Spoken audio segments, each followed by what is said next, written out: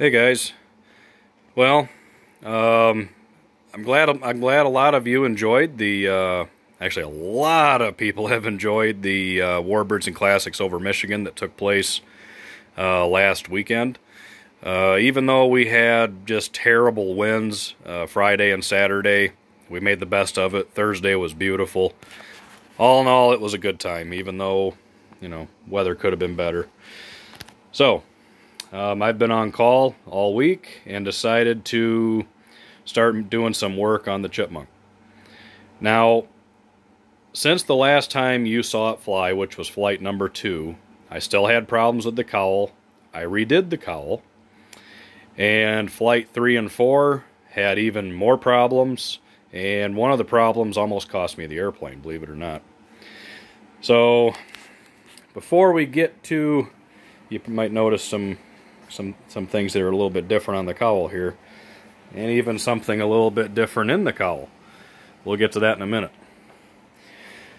So on flight number 4, well, I guess let's go to flight number 3. I didn't get it on video just because I want the next video of this airplane flying to be a video of me doing a nice scale aerobatic routine with it, where everything works good. I'm, you know, getting used to the plane. I don't want to keep videoing problems. You know, this thing is really pissing me off. You know, the amount of problems that I'm having are just crazy. And every time I think I have it figured out, something else happens. So, flight number 3, I did end up putting, I isolated the center bolt, because it used to have one on each side, one on the bottom, one on the top. The top one wore through the cowl. Okay, well, it's obviously there needs to be more up here to spread the wealth. So I eliminated the one. You know, you cannot tell it was ever there, can you? Put in one on each side, kind of off at a 45. Then flight number 3, they started wearing through the cowl. Son of a bitch. So I said, screw it. I'm going to fly it anyway. Whatever. We'll let it be. So flight number 4, everything was going good until Mr. Rudder here decided to depart while I was doing a knife edge of all things.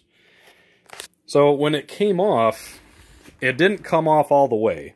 It pulled, the top 2 hinges pulled out, so it was held on by the bottom hinge and the pull system here. So the rudder just ended up falling over. But when it fell over, of course, this went into the stab and just started tearing the living bejesus out of it. And as you can see, you really can't tell that that broke, did you? Can you tell this was all full of holes and now it's been redone? If I didn't tell you, you'd never know. So why did that happen? If you remember back when I was building this, I decided to step out of my comfort zone and try something different, which was using wood glue for the hinges. Needless to say, I will never use wood glue for hinges again. Why? Because that's why it came out. The hinges pulled out, the wood still had the glue all over the wood, but the hinges were clean. So just the wood glue did not bond to the hinge like the Gorilla expanding glue or epoxy. So, damn. And I started thinking, well, shit, my entire airplane is done with wood glue. What? Now what? Well, the ailerons, I think, should be fine with the wood glue because I'm using the Robart pin hinges, not the Dubro flat. And, you know, the Robart hinges are barbed or ribbed, however you want to call it. So those should be okay. If they come off, well, I know I can still fly the airplane if an aileron comes off. But the big concern was the elevator. It might be difficult to fly an airplane without an elevator. So I tried pulling them off. And I couldn't get them to pull off, which is a good sign. That means maybe these would have been fine. But I wasn't going to take the chance. So I ended up pinning the bottoms. Now these are not finished. These are just, I put pins in each hinge. And they're epoxied in. I know the angle looks like I didn't hit the hinge at all, but that's just the angle. So I do need to flush these up and just put some monocoat over them, but that's fine for now. I'm not concerned about it. So those should not be going anywhere. So that was the catastrophe on flight number 4. And I decided that the DLE 65, don't get me wrong, it's a fantastic engine. A lot of power. Well, you've seen it in the couple videos of watching this fly. Tremendous amount of power, runs very well. But I think they should have incorporated the Vibra mount like they do with the 85. Because that engine does shake a little bit. Or should I say a little bit more. Boy, that thing looks orange through this camera. Holy mackerel. That's hideous. I don't want to see that. That's better. I hope you're not seeing that orange. That looks awful. But needless to say, the 85 or the 65 would be better suited for a heavier type airplane. Even though this is a big airplane, there's not a lot of airplane there. It's very lightweight. So I took the 65 out and sold it to a friend of mine who has a Hostetler PT-19. And of course, that's a big flying lumberyard, very heavily built airplane, flies well. So that 65 and that PT-19 are going to be perfect together. So what did I do? I decided to go with a DLE 55 RA, since the 65 was more than enough power. I'm going to take the cowl off here in a minute so you can kind of see everything else in there, but as you can see on this side, everything looks good. But on this side, you can see all the extra holes from where I had my Pitts muffler and my plug wire for the 65 that was in there. I'm going to fill these in later. And when I do, I'm going to show you how to do that. It's extremely easy. So easy. But I'm going to make sure this whole thing is functioning and making sure that everything is problem-free before I do that again. So back to the cowl. Because the bolt started to wear through again, I decided, well, bottom line is, for whatever reason, on this particular airplane, this particular cowl, the top wants to be able to move a little bit. So instead of trying to fight it and trying to force it to stay put, I figured, shit, let's just let it move. So what I did is, instead of just having one bolt on each side and one on the bottom, I now have two. So I put another mount on top of the current one. So now I got two bolts on each side. And of course the original on the bottom. And I'm going to say this again, like I've said after every time I've fixed the damn thing. This should take care of it. If not, I don't know. If not, if it continues to be a problem, I swear I'm going to light this thing on fire. Because I'm about over it. You know, it's my favorite airplane, but I can't enjoy it. I don't like that. So since I isolated the top mounts, trying to get a good view of them here, they blended in so well it's kind of hard to see. I didn't want to have to do more body work and repaint the top of the cowl again. So I got to looking at Art Scholl's, the full-scale version of this chipmunk, N111 4V, and on the tops of the cowl had a vent on each side. And I said, that's perfect. That's right where my holes were. And you can see I gotta do a little touch-up paint there, but that's okay. So instead of doing all the sanding and priming and painting and clearing to eliminate those holes, I just kind of half-ass filled them in, and using aluminum tape made these vents. There we go. That's a good shot right there. I mean, that looks pretty convincing. So it's just aluminum tape using brass tubing, like what you use to plumb your Dubro fuel tank, to simulate the screws, and then the louvers, or whatever the hell you want to call them. I just used the end of a very small ball driver and pressed it in, and that's a pretty convincing vent. It looks really nice. So, taking care of an issue, I got to add some scale detail. So, not bad. So fingers freaking crossed that this thing is going to be successful on its next flight. Let me get the cowl off here real quick, and I'll show you the new engine installation. Stand by. Okay, and we're back. So you can see the added blocks here, you know, big old girthy sons of bitches, they ain't going nowhere. I left the 3 that were on the top, the original center one that I isolated, the 2 new outside ones that also I isolated. I'm going to leave these here because the cowl sits right on top of them, really nice. So instead of letting the cowl just sit there and go all over the place, it'll stay nice and tight to those old mounts. Now the 55 is a little bit smaller than the 65. And the 55 RA is different even more so than the regular 55, mainly in the standoff situation. So what I ended up doing, when I use blocks as an addition to my standoffs, I don't like to use too big of blocks. So I needed to space it out a little bit more than the 65 was. So I went ahead and made a 1/4 inch plywood sub firewall, or just, you know, just sistered another firewall onto the existing one. And then put the blocks onto that. So that gave me the spacing that I needed, and everything worked out well.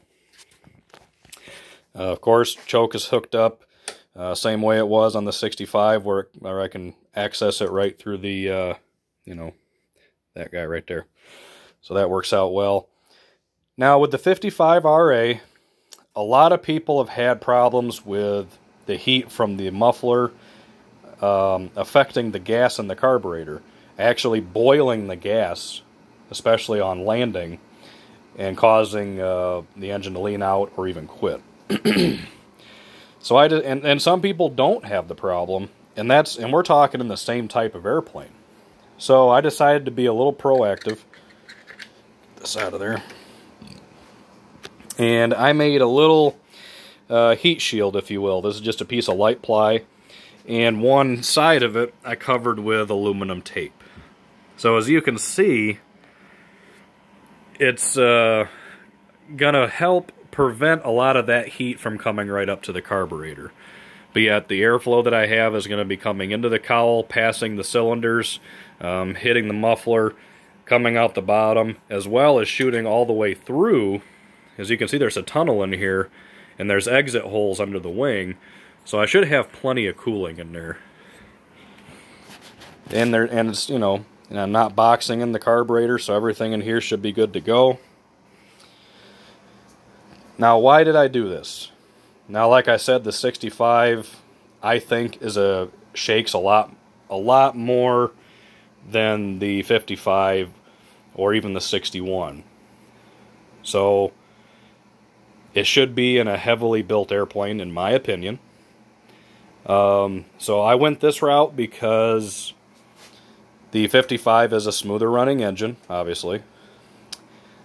Did away with the Pitts muffler because I was having problems with the Pitts muffler. Now watch, I bet you this thing's going to come loose or fall off. I'm calling it right now. So I went with that, and also I decided to go with a 3-blade Meslick carbon prop. And the reason for that is that's going to be even smoother yet. So this plane is going to be set up absolutely as smooth as possible. Now, I had some schmeckle giving me a hard time saying, well, you got to put a twin in it. You can't have, you know, single cylinders just kill airplanes. You know, I'm surrounded by airplanes with single-cylinder engines in them, and they're all here. And most of them are old. Huh. I guess that debunks that theory.